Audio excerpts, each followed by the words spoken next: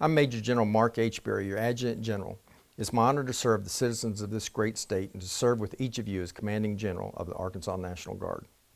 And I'm Command Sergeant Major Stephen Veazey, your Senior Enlisted Leader for the Adjutant General, representing all enlisted soldiers and airmen of the Arkansas National Guard.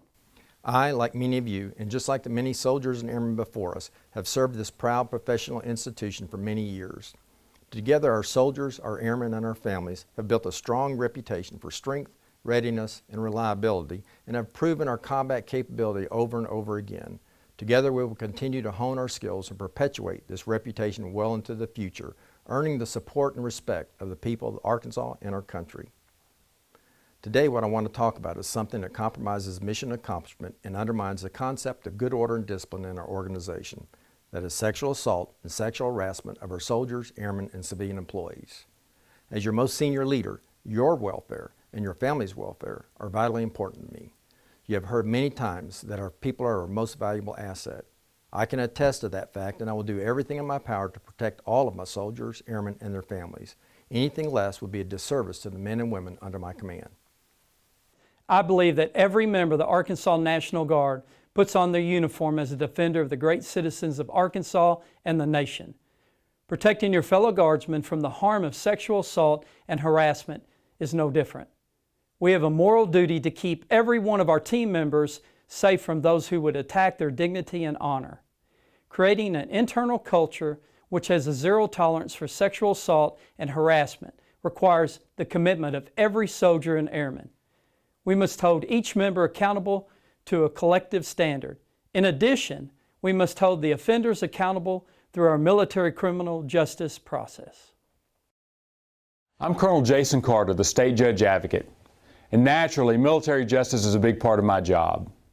In the civilian world, sexual impropriety in the workplace causes lots of trouble for lots of people. They may be disciplined, fired, or even end up on the wrong side of a lawsuit. But in the Arkansas National Guard, it's even more serious. Sexual impropriety in our workplace can land you behind bars. Let's talk about 3 important rules that you need to know. First is sexual misconduct. Sexual misconduct is any sexual contact involving unlawful force, abuse of authority, or violence. Second is sexual harassment. Sexual harassment encompasses 3 different types of illegal activity. The first is what you normally know to be sexual harassment, such as quid pro quo types of sexual harassment or hostile work environments. Then, our Military Code of Arkansas clarifies that repeated unwelcome requests for sexual favors violates the law. Third, any request at all for sexual favors from a superior to a subordinate violates the Military Code of Arkansas. Third is adultery. Adultery includes any sexual conduct by a married person with someone other than his or her spouse that prejudices the good order and discipline of the unit. Any of these 3 crimes can result in court-martial, a dishonorable discharge, heavy fines, and incarceration in the Arkansas Department of Corrections. You know, back when I was a lieutenant, we didn't have a single court-martial. Today, they're pretty common. And every single case has some element of sexual impropriety. So protect yourself, protect your career, protect your freedom, and protect your fellow men and women in the Arkansas National Guard by shutting down all forms of sexual impropriety in our workplace. It's the right thing to do. We must institutionalize a climate that will not tolerate, condone, hide, or cover up sexual assault or sexual harassment on anyone, period.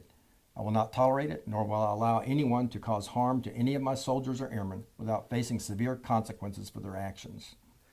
We are responsible for creating a climate and culture that encourages victims to report these incidents without apprehension or fear of retaliation. This training is only the first step in helping each of you understand how to contribute to building a workplace environment free of sexual harassment and sexual assault.